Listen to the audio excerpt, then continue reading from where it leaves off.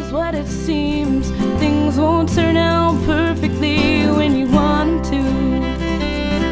There is one thing you can do. I'm Dr. Kenneth Stevenson. As far as I know, there's not any other MDs in this room, so I'm very much in the minority this morning, but I'm enjoying your body of evidence and your approach to dreams, which is distinctly different from my discipline as a family physician. Here are my credentials. My hobby is as medical director of Team 5, where I go into austere, remote areas of the world doing medical and dental missions. But my day job is in Yavapai County, where I'm in a community health center doing primary care for all different ages and stages of patients.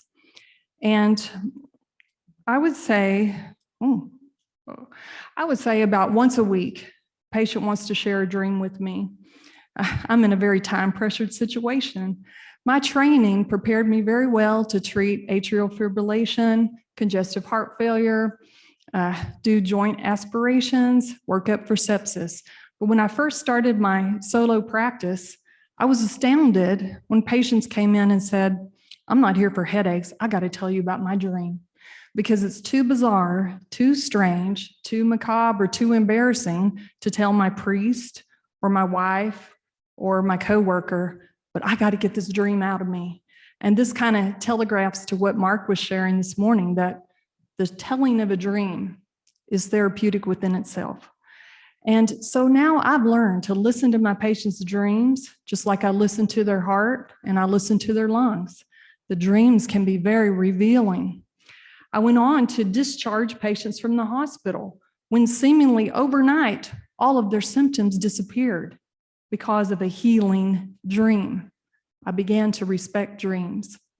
And I did training on my own to further my knowledge because, of course, my medical training was very limited. Dreams were either neurophysiological noise, neural networks for memory processes, something to do with our survival, or they were repressed sexual urges. And so nobody really talked much about dreams in my medical training and all that space in between the 2 points of view. Not too long ago, a patient came in and said, "Doctor, do you believe in dreams?" She had a sense of urgency, anxiety. And I said, "I'm a respecter of dreams." And she said, "I've had 3 recurring dreams in my life, and 2 of them have come true, and I think this is the 3rd, and I need your help." And I said, "What's going on?" And so she shared the dream, and because of it, I did a workup, and she did have an endometrial cancer as well as a colon cancer, caught in very early stages, and we got a total cure.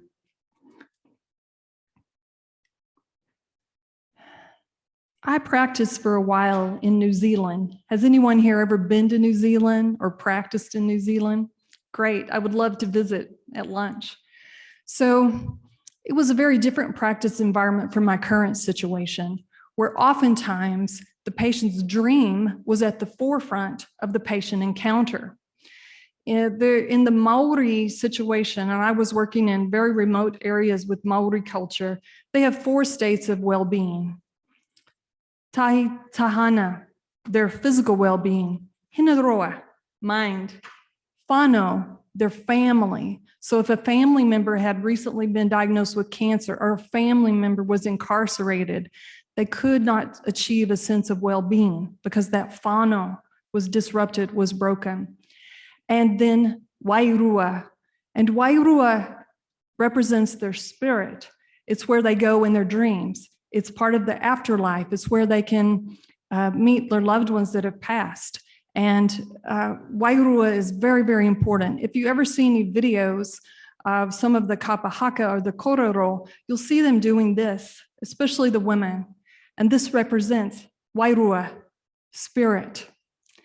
And so oftentimes a patient might come in 2-3 visits to talk about their wairua before they would ever let me address their very severe shortness of breath with just speech or walking, or maybe a visible mass on their body, but The wairua was what was most prominent to them.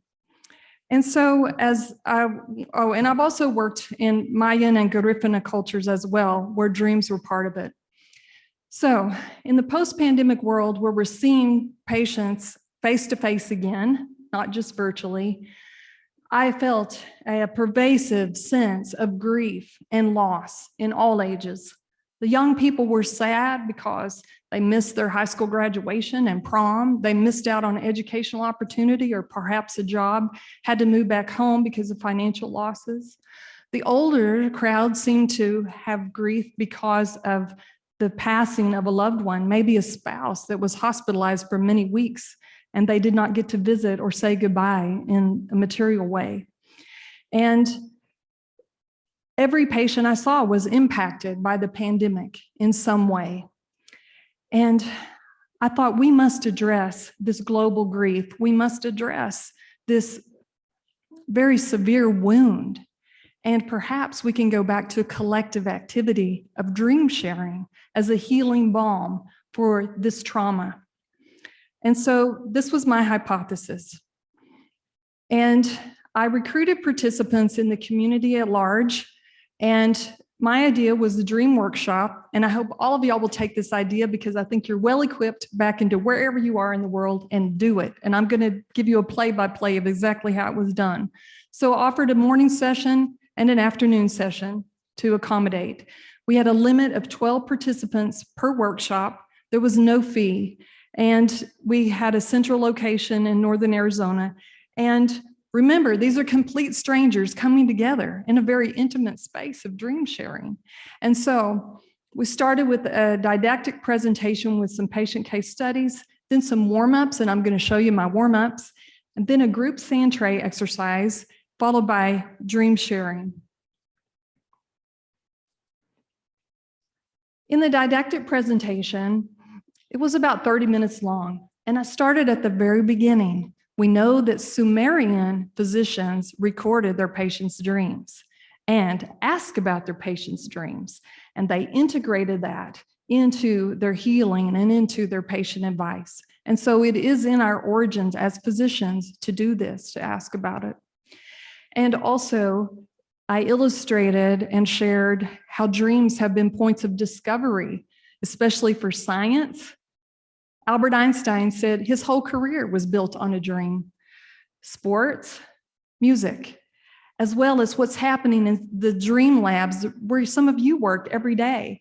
This is very exciting for lay people to know that people are genuinely interested in the dream experience, and they're taking such precision in recording it and calibrating it and quantifying it in order to help people in a clinical way.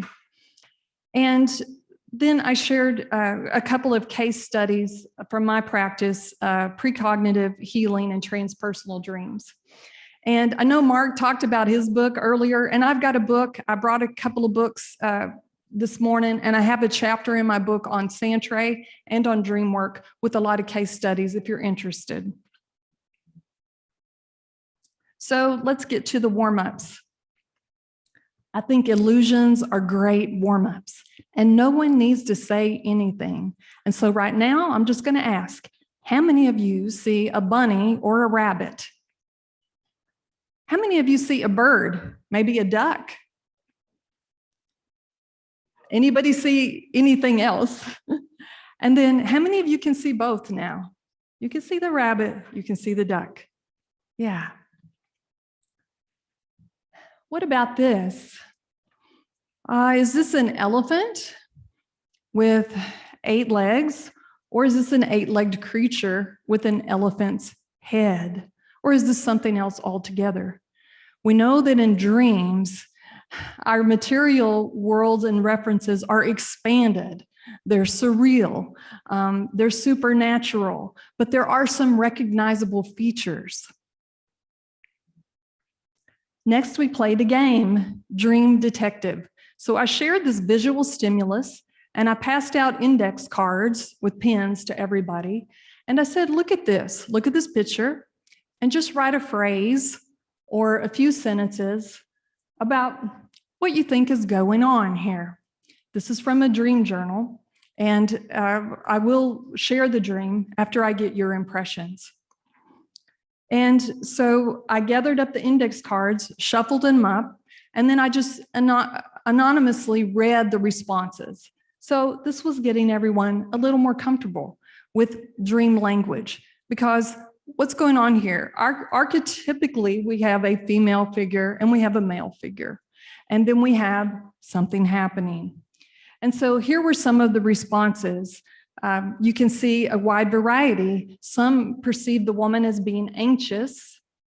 Some perceived her as being happy, dancing.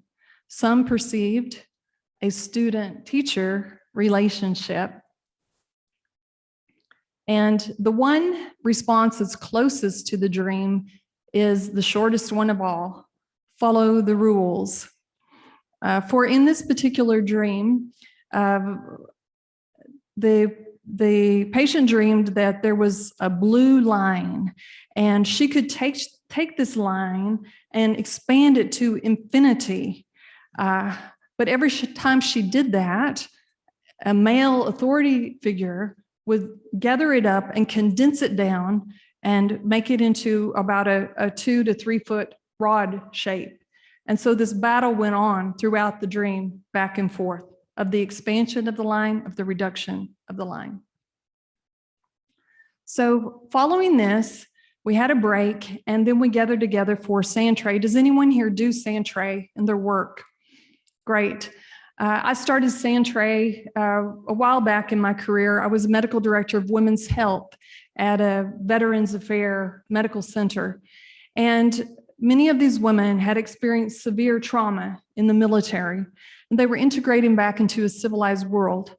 They could articulate their somatic complaints: headache, backache, neck ache, tiredness, but they had great difficulty narrating about their feelings, about their thoughts, about their inner world. And so based on the work, beginning with the Native Americans, I was just on the res not too long ago, and here's a sand painting. I'm going to put it on the table. You can come and see it.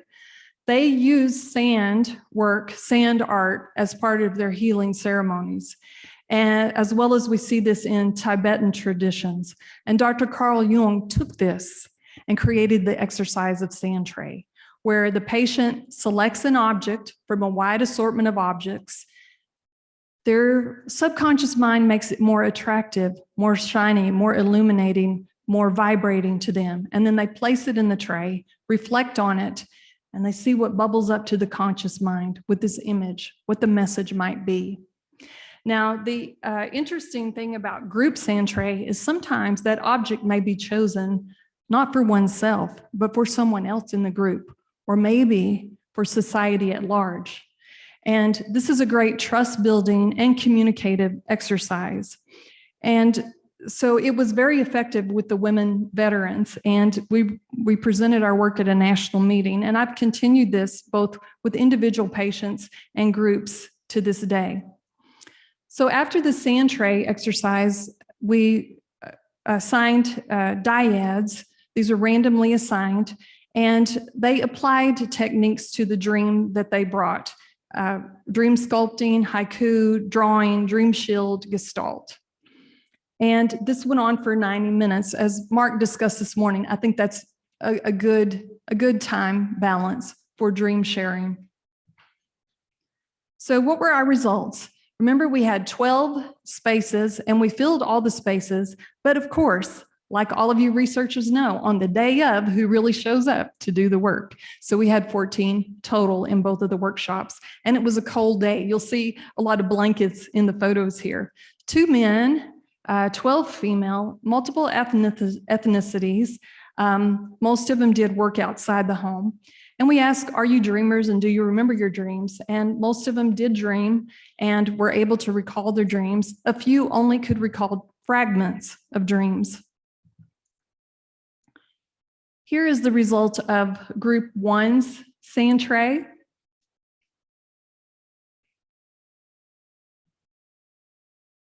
And here are the results of group 2 sand tray.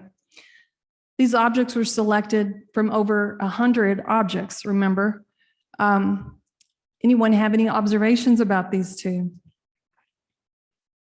Yes. Correct. There are 3 objects. This was astounding to me, and I will expound on this later. 3 objects that appeared in both sand trays. Now remember, these are random people from the community. None of them had ever done a sand tray before. And out of over 100 objects, 3 appeared in both sand trays. So to me, that is a message for society. That is the collective subconscious, that is quantum consciousness talking. So I'll just share a couple of case histories here. We broke into the dyads, and then we came back together to share a dream synopsis, and then the sculpture, the drawing, or the word association technique. And the participants ranged from age 22 to 78. And this was one of the more senior female participants. And she jumped in first to share. She was most eager to share her dream. She shared that her 24-year-old son had died at the scene in a motor vehicle accident. She had profound grief.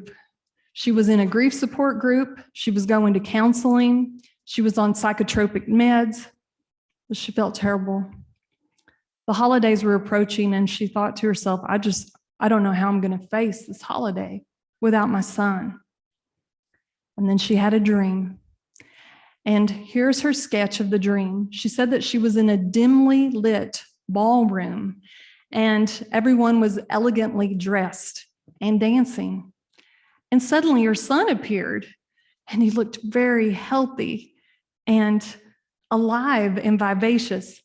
And he wanted to tell her something, and he wanted to climb into her lap. And she thought, you can't sit in my lap. But she said, somehow he climbed in my lap. And then he said these words to me. And when I awakened, I wrote down these words. And I say these words every day of my life. And I stopped going to the grief support group, and I stopped the psychotropic drugs. I didn't need them anymore. I just needed this dream and this message from my son. And the message was, Mom, this dying thing is a process. And when you die, you go on, and it's okay. And as she shared, and as she was sharing about her son climbing into her lap, the image of the Pietà came to me. Now, she had never seen the Pietà. Next dream, a male participant shared 3 separate dreams. He felt compelled to share 3. Most people shared 1.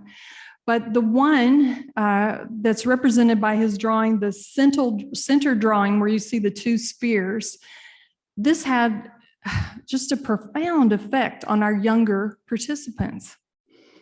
He shared that in his dream, he was taken out into the cosmos by spirit guides, and he was looking back, and it appeared that he was looking at Earth. He saw the blue, green hues and the single moon, but when he looked closer, the land masses didn't seem to match up. And so we asked about it, and the spirit guide said, yes, that's Earth. You're 400 years in the future. Things change.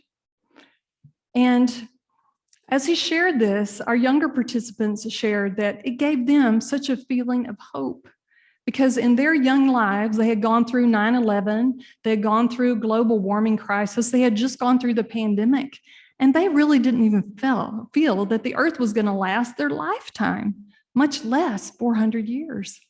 But his sharing this dream gave them renewed sense of hope. We saw some classic themes of dreams, and the theme of lost love was shared by our youngest female participant and our oldest male participant. Interesting that those 2 connected with this theme. I would never have predicted that.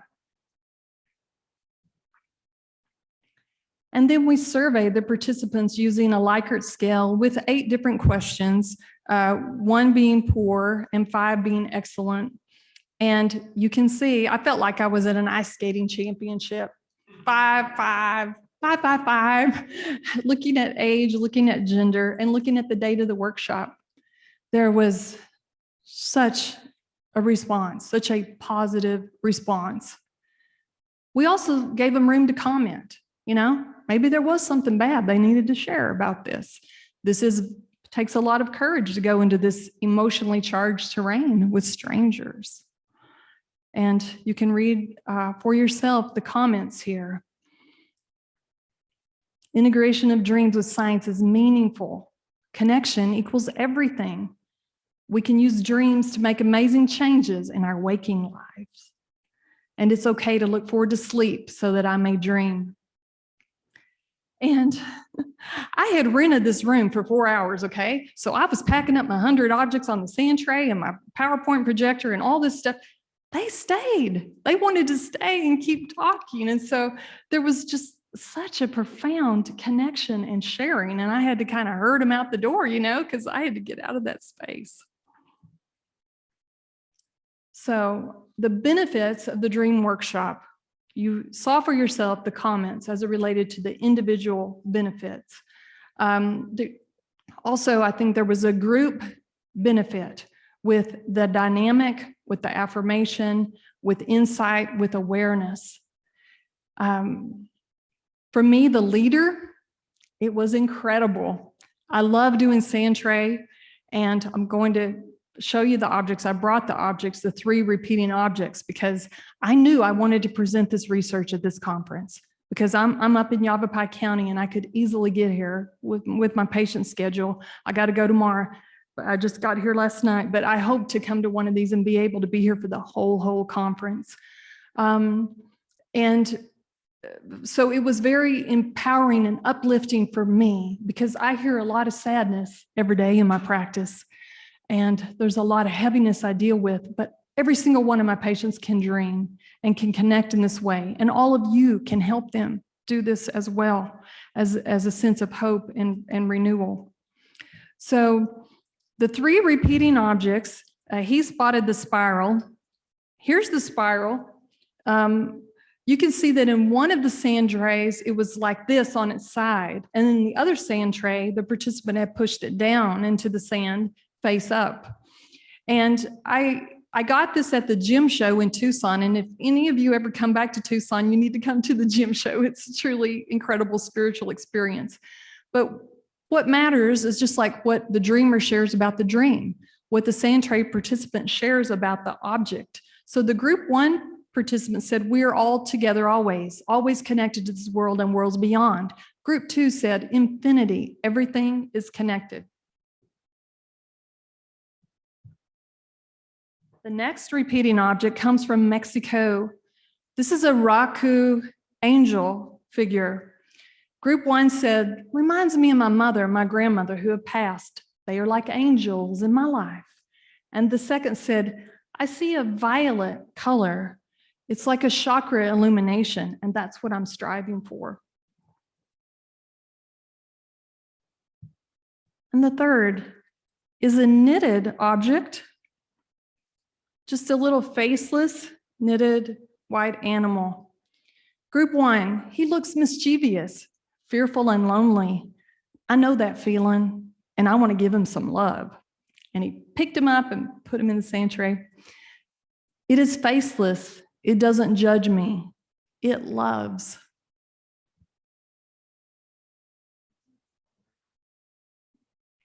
So I want you to reflect on these 3 objects and see what they mean for you.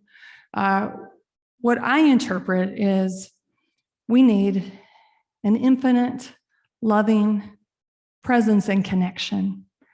And for me, the white animal is the white bison in the Native American tradition. That white bison is a symbol of hope and good things to come. All is not lost. I'm curious how it goes when you talk to other physicians about working with patients' dreams, and if you've noticed any changes in those perspectives over time.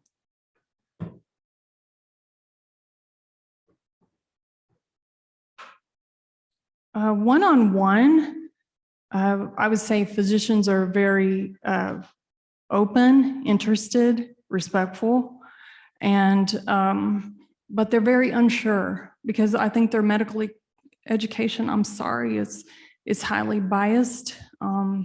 It doesn't equip them properly. And so I teach. I mean, you can see I've got teaching appointments and I've taught throughout my career. I've been practicing medicine for 30 years. I've taught a lot of medical students, a lot of residents, nursing students, allied health students. So I share case histories. You know, I've published the book and the chapter on dreams. I do my best. I hope that they will bring it back into their domain. We need as many people doing this work as possible. It's tremendous work. And like I said, dreams are accessible to all our patients, be they blind, be they paralyzed, be they hearing impaired, they can dream. Yes.